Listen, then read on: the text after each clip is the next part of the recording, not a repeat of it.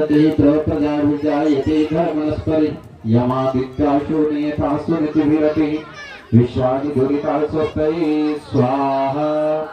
ओम स्वस्ति नः पथ्यासु धनवसु स्वस्तिर्जले सर्वते स्वस्ति नः पुत्रकृतेषु योनिषु स्वस्तिरायो मरुतो दधातन स्वाहा।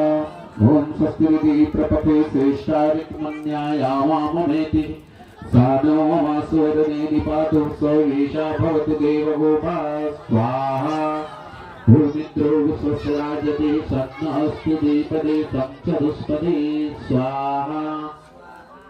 ओम सन्नो वातांकवतां सन्नस्तुः सूर्यः सन्नः कनिन्द्रदेवः प्रजन्यो अविवर्षतु स्वाहा।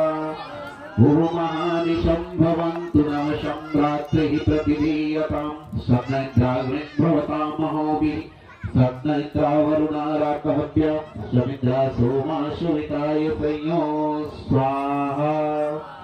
ॐ तत्सु देवहितं पुरस्ताच्चक्षुरमोच्चरत् प्रसीम शरदः शतं जीवेम शरदः शतं शृणुयाम शरदः शतं भवाम शरदः शतम् अधीनः स्याम शरदा शतं भूयस्य शरदा शता स्वाहा।